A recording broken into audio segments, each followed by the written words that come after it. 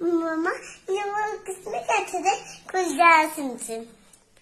ये मुझे याद नहीं आ रहा बेटा, पहले कोई ड्रामा लगता था उसमें ना एक दरवाजा सा बनना होता था, कोई जादूगर सा था, शायद ऐनक वाला जिन में था, और मुझे याद नहीं है।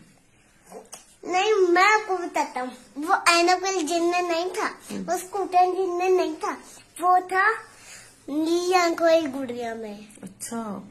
ये ना एक जादूगर आता था, उसके साथ ही नीली आंखों वाली गुड़िया होती। तब आप थे?